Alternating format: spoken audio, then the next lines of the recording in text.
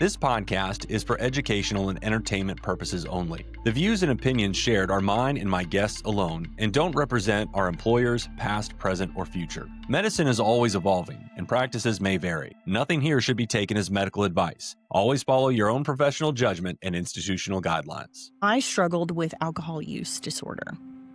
I didn't know I was struggling with it until I really hit that kind of rock bottom.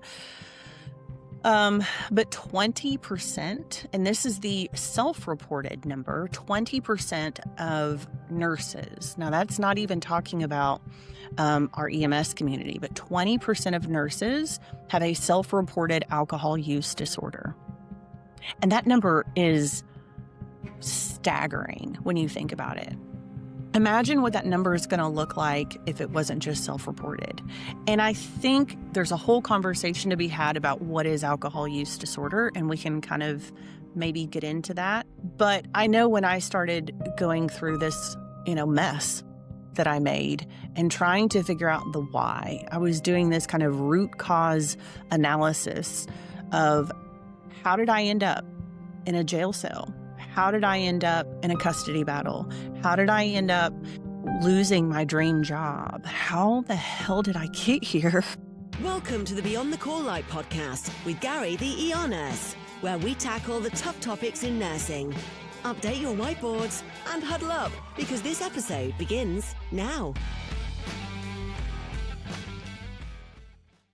Hello and welcome back to another episode of Beyond the Call Light. I'm Gary, the ER nurse, and today joining me is a fellow nurse, Amy Stevenson. Amy actually reached out to me a couple months ago about coming onto the podcast when I first started advertising that I was going to do this, and asked me if she could come on to the show because she had a very important message to share with the rest of us nurses. We talked offline, Amy, and you were very honest and open about your story. And honestly, I thought it was a great idea. And I'm so grateful that you chose to come on to this podcast and share your story. And that being said, if you could first just introduce yourself, tell us a little bit about your healthcare background, where you started and what you've done over the course of your career. And then we'll get into your story. Sure. First of all, I'm so excited to be here, Gary. Excited and nervous. I feel like I have an important story to share. It's not necessarily unique or special, but it needs to be talked about. So we'll kind of get to that. But my background, I've done a lot. I've done some really cool things. But, all the way back to in high school, my very first job was a CNA. And then I went on to become an EMT and a 911 dispatcher. Eventually, I had to make that path in EMS where I was going to decide, am I going to go the paramedic route or the nursing route? Chose nursing. So I went to a BSN nursing program, and I begrudgingly did about a year in med surg before I finally ended up in an ER, which is where I wanted to be. Always a hot button topic, that one, the whole starting in med surg. And then I really started my journey to what I wanted to do. My lifelong goal was to be a flight nurse. And so I was able to go fly for a couple different really great companies. I dabbled in ICU and in hospice along the way, done some event medicine, eventually went back to school for my nurse practitioner. And now I'm in education, which is an interesting adventure for me, and I'm loving it. Good. Yeah. Now, like you said, you have a very diverse background.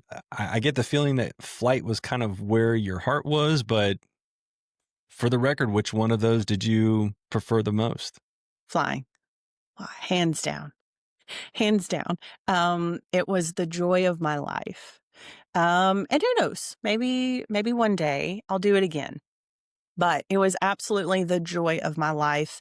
And people ask, what was the greatest thing about flying? And for me, it was the autonomy. The views are pretty fabulous as well. Flight suits are cool. The helmets are cool. But the autonomy was really cool. Being able to kind of be trusted by your medical director, be given that wider scope of practice and really use your brain.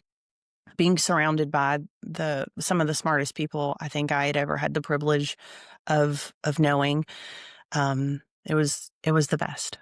I echo that. My flight experience is very limited, mostly just ride-alongs at this point. I've been through a flight academy, but I will say one of the things that I enjoyed was all the people that are around you are just so incredibly intelligent. And my experience has always been they're very generous with their knowledge, and that is one of the unique things about the flight community that I've seen over the years is how generous they are with their time and their knowledge. Like they're more than happy to teach you, and that's one of the things I love about it. It's really interesting because I didn't realize that it's kind of part of the job. It really is what they're looking for in a candidate. It's not just a job requirement. They want people who are passionate about teaching. So even if you don't have formal teaching experience, they want you to be open to that concept Mhm. of going out into the community and doing continuing education with EMS or, your ERs or even your ICUs. And I I really didn't understand that that's what they were looking for. So they as the flying community, a lot of Right. programs really want those clinicians who are striving themselves for knowledge and then eager to share it. So let's get to the story about why you're no longer flying. And that's really the reason that Mm. you reached out to me is to share that aspect of the story. And at this point, I'm just going to take a step back and I'm just going to be the audience and I listen to your story. And if I think of a question here or there, but really I want you to be able to just tell your story to the rest of us. Man, getting started in this story is sometimes difficult to figure out where to start. And so I think I'll kind of cut right to the chase for just a moment and then we'll backtrack a little bit. I'm not flying essentially because I got into trouble. I got into trouble with the board of nursing. And really, the better statement is I got into trouble with life. I burnt out, and I burnt out in a way that we often don't talk about as pre hospital and nursing and all the healthcare fields. We talk about burnout kind of loosely as just, oh, I don't love my job anymore. But I burnt out in a very spectacular way. And, I got into healthcare, way at the beginning of my story for one purpose, which was to help others. And I feel like sharing my story and my failures and successes through those failures is another way that I can help people and not just people, but my people, healthcare workers, nurses, paramedics, EMS. So that's why I decided to share this spectacular burnout story so that I can help people either avoid that or if it does become your story, because again, it's not special and it's not unique, that I could hopefully be an inspiration that you're going to make it through the spectacular burnout that happens. Because here's the thing, I struggled with alcohol use disorder. I didn't know I was struggling with it until I really hit that kind of rock bottom. But 20%, and this is the self-reported number, 20% of nurses. Now that's not even talking about our EMS community, but 20% of nurses have a self-reported alcohol use disorder. And that number is staggering when you think about it. Imagine what that number is going to look like if it wasn't just self-reported. And I think there's a whole conversation to be had about what is alcohol use disorder, and we can kind of maybe get into that. But I know when I started going through this, mess that I made and trying to figure out the why, I was doing this kind of root cause analysis of how did I end up in a jail cell? How did I end up in a custody battle? How did I end up losing my dream job? How the hell did I get here? I Mm, went I went from literally accomplishing all of my professional goals um to waiting tables. wow. Yeah. And trying to figure out how to make sure I was going to survive this and to make sure it never happened again. And then as my bandwidth become a little bigger, it was, okay, now how can I help others that are in this scenario? Because I figured out along the way, I'm not alone. We're just not talking about it. Most people are going through these things and then just quietly trying to put their lives back together and move on. And that's perfectly fine, but you're missing that opportunity to help others. And so that's why I'm trying to be brave. I'm trying to be brave. Yeah. Well, I mean, I think it's incredibly brave. One, to have gone through that. Two, to have survived that. And then to come out on the other side, not just picking up the pieces of your life, but then trying to help others avoid the same mistake. And I think that just goes back to probably why you got into healthcare in the first place, and that is to help people. And whether that's with medical, mental health, it doesn't matter. That aspect of you clearly shows, like, even through your personal struggles, at the end of the day, you still want to help other people. And I think that's very admirable and incredibly brave. And I think it's wonderful that you are still willing to share that story. And I know it has to cause still immense emotions and pain and all the things that you've been through. So again, from all of us, thank you for sharing your story. And the 20%, and that's 1 in 5 nurses that you work with that you probably don't even know. 1 in 5 nurses self-reported. Imagine, like you said, if we didn't self-report, it's probably higher. Right. Self-reporting, but self-recognizing. And so maybe I'll just kind of dive into it now just a bit. But I think that we as nurses, we as healthcare providers, we don't realize what the criteria for meeting that alcohol use disorder actually is now. And so there's a lot of misconception of, oh, not me, could never be me. Um, when if you actually look at the guidelines and you answered them honestly, you probably might end up on that spectrum that is now alcohol use disorder. And that's the really interesting part of it. We are so ingrained to think about alcoholic, not alcoholic, like it is a black and white disease, and it's not. There are so many shades of gray. So our DSM, which we're all familiar with, that's that diagnostic manual of, mental health. So in 2013, the DSM-5 came out, and they made a huge change about how we were going to define alcoholism.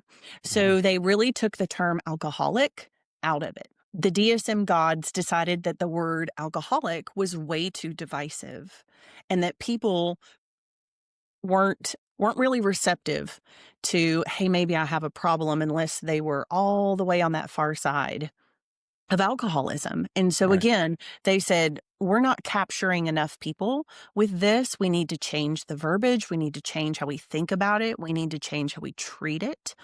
And so they changed it to alcohol use disorder, which is now a spectrum. So you can very easily end up on that spectrum, which is mild, moderate, and severe. And you can easily move off of the spectrum too. So when they kind of made that concept around the diagnoses, a lot more people ended up in that spectrum, but people were willing to be on it because they understood that their path, their path to treatment could be very personalized based on where they fell on that spectrum of alcohol use disorder. And so it wasn't a one size fit all. There's a lot of programs out there that are very much one size fit all. And that's great if that's working for you. But I think if we can educate ourselves as healthcare providers and really just as humans, that alcohol use disorder is a spectrum, and there's substance use and there's caffeine use and there's, marijuana use and all these other use disorders, right? But for me, alcohol use disorder, I was on that moderate, right in the middle. So for me, my treatment plan, according to my mental health professionals, could have included learning how to have a relationship with alcohol again. But I chose to be very cautious and to not, because I understood I could easily move from moderate to mild or off of the spectrum entirely, but I could just as easily go the other way. And so for me, I think educating ourselves, being very cautious to not to hear these cautionary stories and to go, oh, I would never do that. That could never be me. Hmm. I think you should take a step back and really educate yourself on how easily it is to end up on that spectrum. So, uh, take a moment.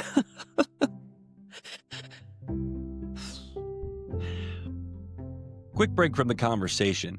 If you're enjoying Beyond the Call Light, please don't forget to follow the show wherever you listen. You can find us on Spotify, Apple Podcasts, YouTube, and Amazon Music.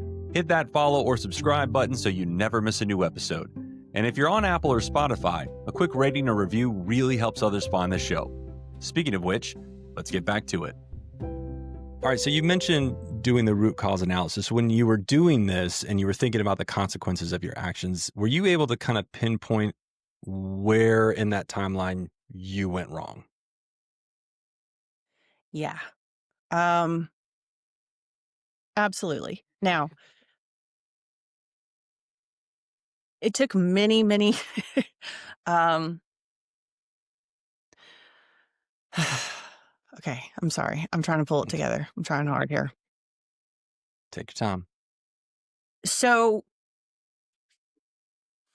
look, I'm already getting choked up. I don't know why this is so hard. I don't know why this is so hard today. Um, when I was able to sit back and look at the mess that I had created and go, how did I get here?" It took a lot of therapy, but I think I've identified a big piece of it for me. I talked about I grew up in EMS. I went from a very young teenager into EMS, and I think I was, 19 when I started as an EMT, and I loved it. I was dispatching for, a community ambulance center, went to EMT school, loved all the people that I worked with, and I just thought they hung the moon and could not wait to get on an ambulance. I figured out pretty quickly I was an adrenaline junkie. And so I went to school, loved it, soaked up every second of it, couldn't wait to get out there and just see chaos. And so let me take you to my very first shift. My very first shift, I'm out of dispatch. I'm finished with EMT school. They put me on an ALS truck, so an advanced life support truck. So I have a medic and I have an EMT, and they are, permanent partners. And I'm kind of third wheel in the back of the truck. We have a 12-hour day shift, and I am annoying all shift. I am cursing the EMS gods. I want mischief and mayhem and skullduggery and hijinks and all the things.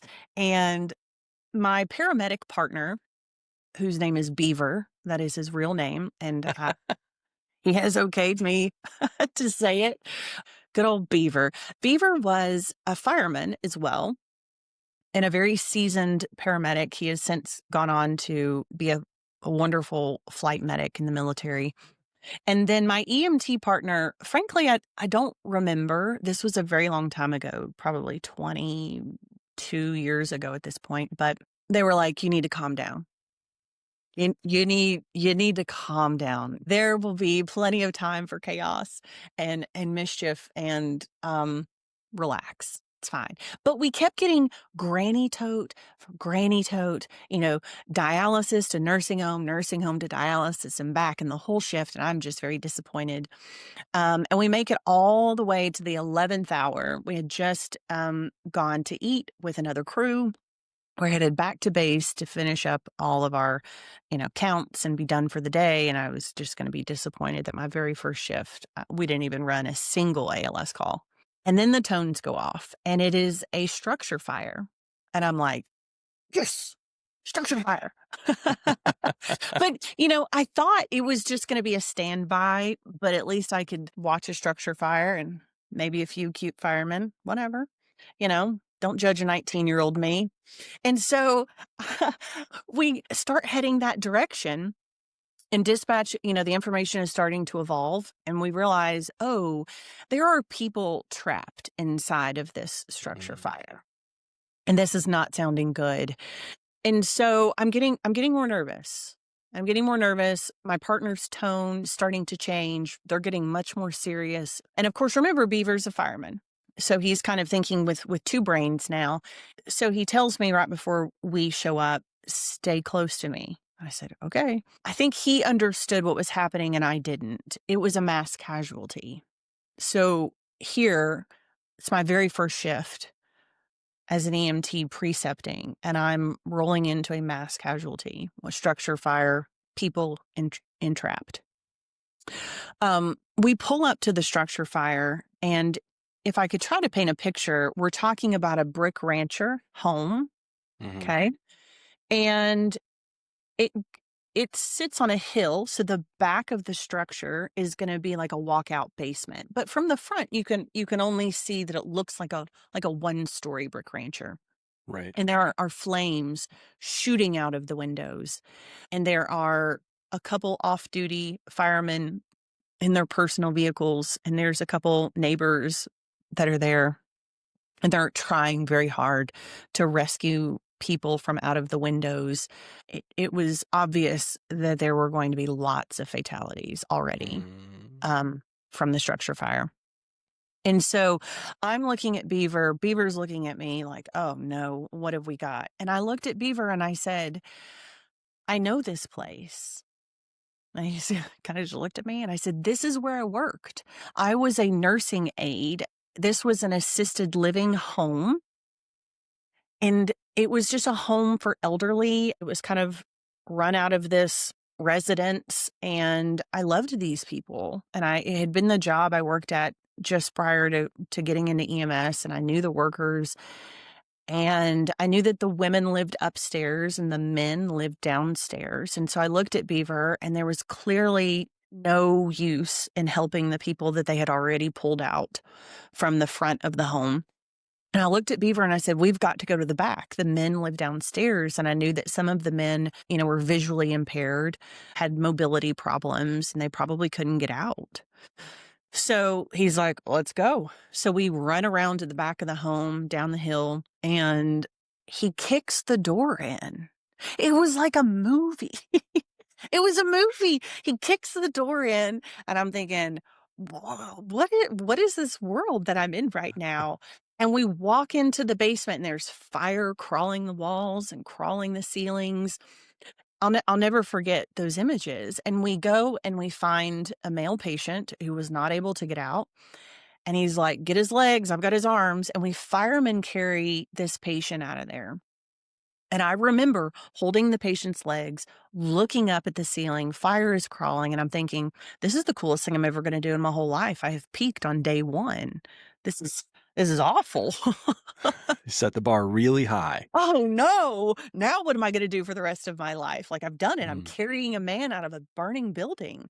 I'm saving a life on day one. And so, kind of speeding the story up a bit, we end up putting the patient into the back of our ambulance. There's another medic and another patient in the back of the ambulance. This is mass casualty, all hands on deck. We've lost our EMT partner. I don't know where they went. And he looks at me and he says, you're driving. I'm sorry, what? Spoiler alert, I'm a terrible driver. So I'm like, okay, I guess. So I hop into the ambulance. What should have been a very quick 3-point turn was like a 27-point turn out of that little spot, trying to get the ambulance turned around on this country road. And we haul tail to our local ER. Somehow I get us all there in one piece. And I get out of the ambulance and I realize that it just smells like fire. And I'm devastated for these poor people. It just smells terrible. And I go to open the back of the ambulance to help my partners get their patients out. And I realize, wait a minute, it actually doesn't smell like fire back here, but it smelled like fire outside the ambulance because I drove the entire way from the scene to the ER with the emergency brakes on. But now here's the thing. So now here, and it's a very long story to get to answer your question, but here's what I learned from that. First of all, I thought there was going to be a parade and ticker tapes, and I was going to be president of everything that needed a president for pulling a man out of a burning building. And there wasn't. And then also, I thought, we're going to talk about this because I also just witnessed the most horrific thing I've ever seen in my life happening to people that I had an emotional connection to on my very first day of this very inherently stressful job. And we didn't talk about it either. There was no debrief. There was no great job. It was very much the culture of put your head down, keep going. This is how we deal with it. If you are going to be good at this, and if you are going to be one of the good ones, then you have to learn how to just shove it deep down, be okay, and move on to the next one. And it's nothing anybody said to me specifically, but I saw it. Mm-hmm. I saw that's what we were doing. And so that's what I did. And I subscribed to that coping mechanism really hard. And I carried it with me for life. And so I certainly don't want to blame EMS on any of my personal decisions that I made that were terrible. But here's the thing, fast forward my entire career, and I saved many lives. That was not the most horrific thing I've ever seen, not by far, unfortunately. And then you sprinkle in personal loss, personal chaos in your life, aside from all the professional things. And Gary, I was drinking. I learned that we're going to go drink about it. We're going to celebrate our wins with a beer. We're going to cry about it at the bar. We're going to shove and turn all those emotions off. And while I did not drink every day, I didn't always drink to excess. I was drinking to quiet what was happening because I wasn't dealing with any of it. Until one day, alcohol really, really lied to me. And I fell for it. It had really been lying to me my whole life. But I really fell for it. One day, I get off of a 24-hour shift. It had been a very stressful couple of months. We had had a lot of deaths in our profession from a lot of aircraft accidents. And I wasn't really in a good place personally. And I went home and I thought, I'm going to stay home today and I'm just going to clean the house and I'm going to drink. It's going to be fine. And that seems very benign. But really what I was already doing is I was just trying to escape what I didn't want to deal with. So anywho, I'm doing exactly that. And I get several hours into many, many drinks later. And I get a phone call to go pick up my daughter from school. And I didn't say no.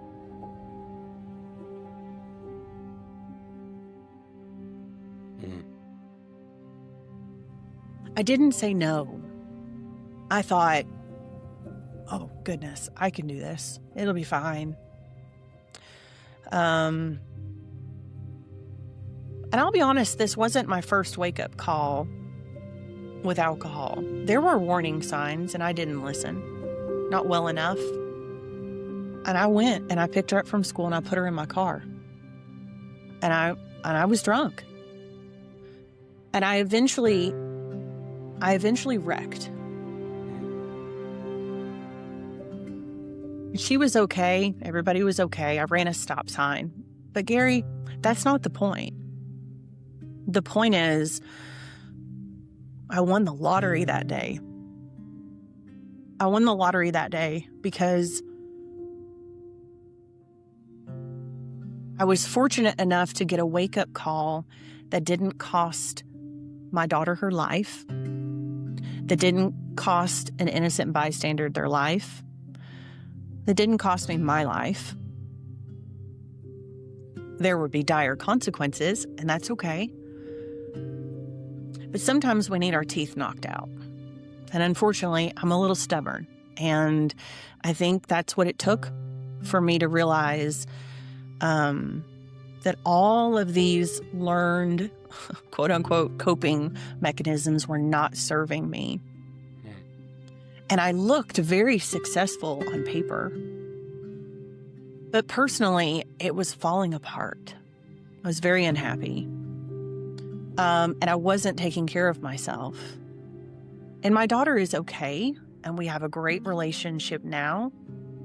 But, with a DUI, especially with a child involved, becomes a problem professionally. And so, the Board of Nursing has to step in and they restrict your license in certain ways. And they decide how long you're going to have restrictions. And I work in a state that is a compact state. So I have to have that compact state licensing in order to fly. Mm-hmm. Well, my state decides that when you're in trouble, you're not going anywhere. We're going to, you're grounded. You got to stay home. So you can't go to different states. They really want to keep you where they can watch you. And I get that. But as much as my flight job loved me and was incredibly supportive of me through this, I couldn't keep my multi-state. And so I had to figure out, what am I going to do now? They take your whole license away from you initially. And so I was waiting tables. Wow. For 4 or 5 months, put my life back together. Ooh, I need to take a break. All right. Absolutely. You're listening to Beyond the Call Light with Gary, the ER nurse. If you like what you're hearing, make sure to follow and subscribe on Spotify, YouTube, Apple Podcast, or Amazon Music. New episodes drop regularly, and your ratings and reviews help us reach even more listeners across the healthcare community. Now, back to the show. And I know that there are people who need to hear this story because they'll be able to identify with it. And then there will be those that hopefully can't identify with it, but maybe they will have a bit more empathy or compassion for their comrades who are struggling. I guess the next thing is you get the DUI, like the accident happens, grateful, everybody's safe, nobody got hurt, but then the consequences start to set in. Do you want to tackle that next? Oof. Yeah, man, the list of consequences are staggering. And you already talked about the license part of it, but then there's more after that. Man, I mean, and that's really not even the tip of the iceberg with the license. It costs almost $1,000 a month to keep my license in this timeout that I'm in. And I'm in a timeout for 3 years. So for 3 years, I will spend about $1,000 a month just to keep my license. And so it's very punitive and probably how it should be, but financially it's devastating. I didn't realize how many nurses were getting into trouble, that even with changed behavior, even with recovery, were not able to keep their nursing license just because financially they couldn't do it. Sure. And I feel like that's got to change a little bit. I feel like if you're making the changes and you're passionate about nursing, man, it sucks to lose you just because you can't afford to stay into these programs. But, I don't really have the answer for that. But as far as the other consequences, my goodness, personally, I lost a ton of relationships. There were a lot of people who were embarrassed, disgusted, ashamed of me. To include family. I lost, Wow. I lost family, friends, and those are absolutely unfortunate. But I also gained a lot through this experience. There were a lot of people that showed up that I wouldn't really have guessed would have shown up. I've had so many people reach out and say, this doesn't define you. This might be a piece, but it's going to be a magical part of your story, and we really are rooting for you, and we're here for you, and they checked on me, and they still check on me, and, you really see who's gonna show up, and that's been wonderful. Some other positive changes, the people in my life closest to me, so my significant other quit drinking with me, That's good. and that was probably a change that needed to happen too.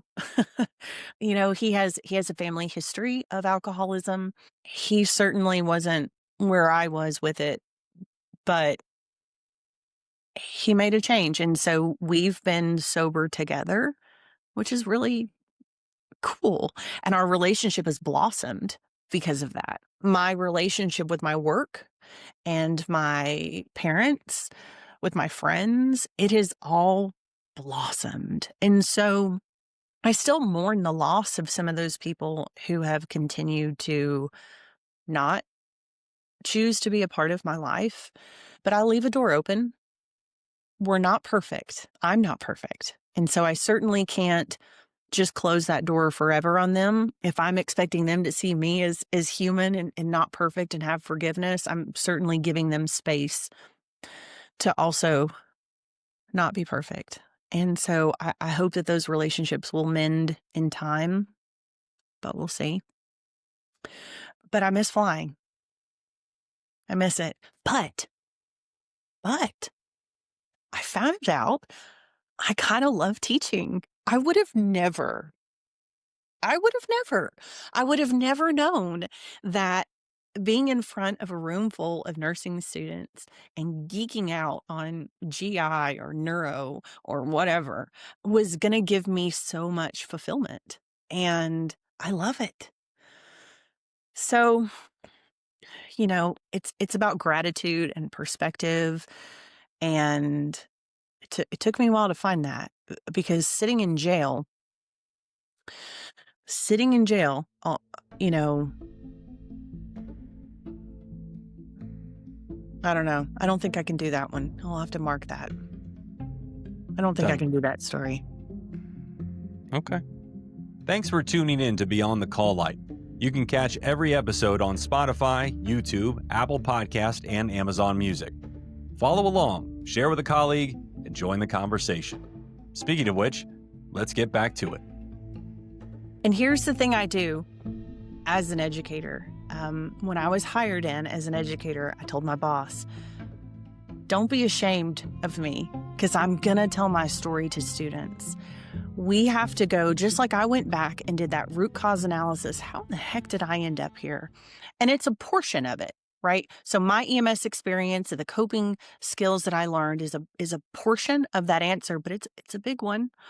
And so I am vigilant. I am vocal about my story when it comes to dealing with these nursing students because they've got to hear it.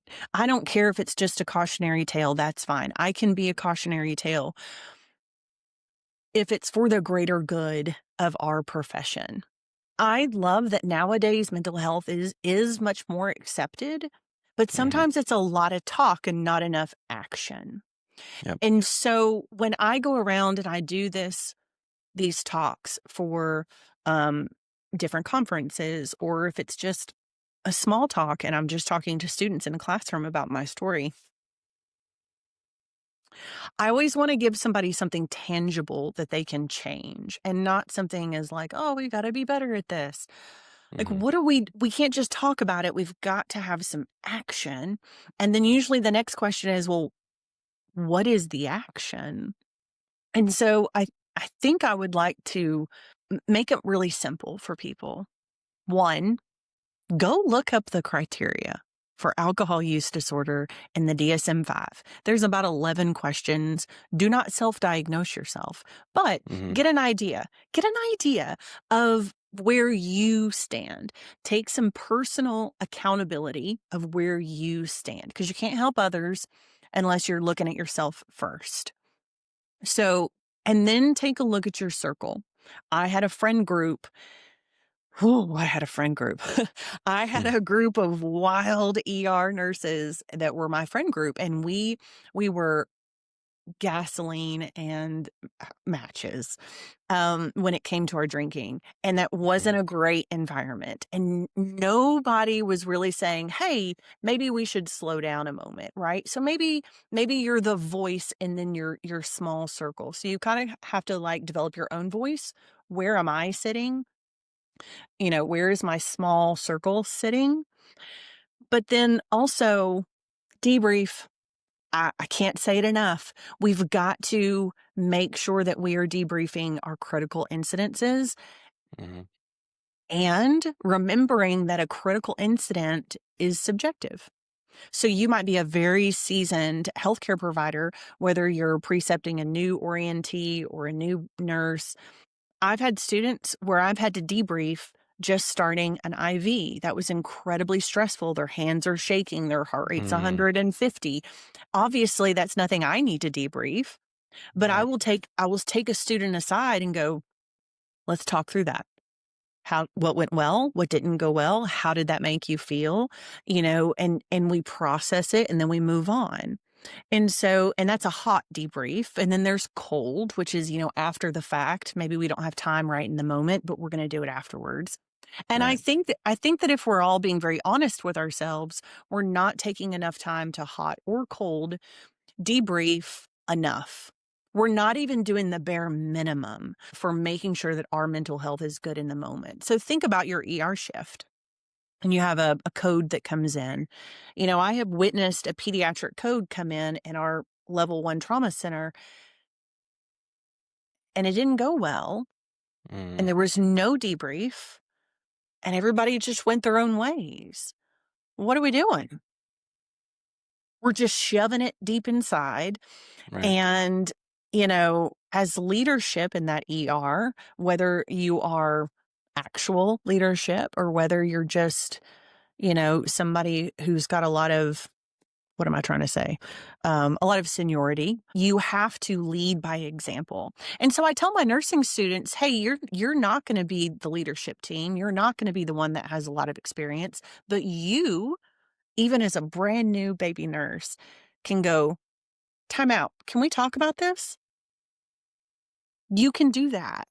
And so I just try from a very young in their career standpoint to implement this. It is okay to debrief. It is necessary to debrief. We've got to talk about this. And I hope that will help perpetuate some actual change instead of just talk about it. I want to go back just a second. You talked about sharing your story to the nursing students, and I feel like that is just a very vulnerable population anyway. Because I mean, think about the Right. college experience. There's already going to be alcohol involved, and then you add on the stresses of critical incidents. Even as students, you can see those in the hospital. If you're doing your Yep. ER or ICU rotation, you can see those codes. You can see those very traumatic things, and you are still a student. And then you're going to go out for the weekend, and you're going to feel numb after you do the alcohol, right? Like for you to consume that, and then you go, "Oh, this is how I can suppress that." Right? Bad feelings gone. This is how I can handle it in the future. I think what you're doing is a very unique opportunity to try and reach them early and let them know that that is not a healthy coping mechanism. Yeah. And it's early in their careers, obviously. And a lot of the times it's earlier in their lives too. So I do have some older students, but a lot of times they're in their 20s. And so they're still kind of developing these coping skills. And I remember, think about the story I just told you, I was 19 or 20 and I probably needed that role modeled a bit. And so I'm Mhm. just doing what I can. A question that I thought of when we're talking about this, when you like, are you able to be around, like if you go out with other people, like saying you and your boyfriend go out with another couple, are you able to go out and be around other people who are drinking, or is that something you try to remove yourself from altogether? For me personally, again, going back to this is a very personalized experience for everyone. It's not a trigger for me. It Okay. wasn't really ever about the alcohol.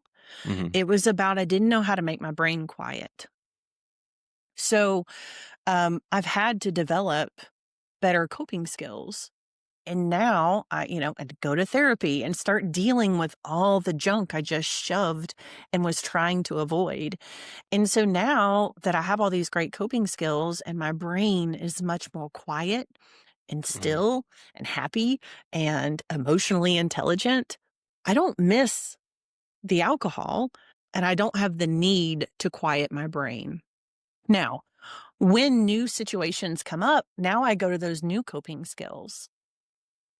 So again, for me, it wasn't about the alcohol. I don't Mhm. I don't miss that part.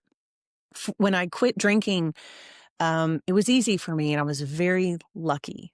I didn't have withdrawals. I didn't have any of that, but I recognized that it was easy for me, and that I could just as easily go into that severe alcohol use disorder. I could very easily have changed my brain chemistry enough Mhm. to be that physically dependent on the alcohol. So I don't mess with that. Now you talked about the monitoring program and, as part of this, you don't have your compact state license, right? Uh-huh. But you also kind of alluded to the possibility that you may be able to do that again someday. What are the steps that you would have to take to return to your previous career? I would need to be brave. I I think would you need to got be that down. brave. I think I would need to be brave. I guess I can answer that from two different perspectives. Professionally, the criteria has changed a little since I've been out Hmm. of the game. So now CAMES is requiring that you have two advanced certifications in order to fly. Oh, really? So, yeah. So it used to, you had to have one of three. So a CEN, a CCRN, or your CFRN. Okay. And I had a CEN. Now they're requiring that everyone has to have their CFRN Hmm. and either the CEN or the CCRN. Okay. So that was a lot of letters and acronyms and all the things. That was like alphabet soup there for a second. But We what love that we would, love our alphabet soup after our names. we really do. I would just need to add, 14 more letters to my name. That's it. So I would need to personally add a CFRN. I Hmm. avoided that exam like the plague. So I would need to do that. I would need to do a mental check-in to make sure that I have developed enough coping skills to get me back into that world because that's a dark place sometimes. Oh, yeah. I feel like the answer is yes. And then also, I have stayed in contact with my previous employer, with my peers. They have supported me every step of this journey. I could not ask for better people in my life. So I would be honored and blessed to have that career with those people again. Hmm. But I'm not putting a lot of pressure on it. I am really understanding that sometimes doors close and they're going to stay closed. Actions have consequences, and I'm good with that. I understand it. And some doors will just never be open again. But I've started to learn that you have to embrace the doors that do open, the new doors, the doors you never would have thought for yourself. I've gotten to do some really cool things through this experience. I'm an educator now. I didn't know I would love it. I work with some fabulous people. My schedule's amazing. I got hooked up with the board of certified emergency nurses, which is a cool story. And now I help to develop their exam. I would have never known that was anything I could do. And so, will I fly again? Maybe, maybe. But I've got about another year of time out. I've got about another year of, self discovery and what's going to happen in life. And we'll see. We'll see. All right. Let's say you got 5 minutes to talk to students, right? You come in, you're a guest speaker, you got 5 minutes to share a message from your experience. Kind of condense that down into just I know it's hard, it's a big story to tell, but what's the takeaway you want? You want these younger nurses and even older nurses who are maybe dealing with this in denial, what message can you share with them that you hope will get them to see the light?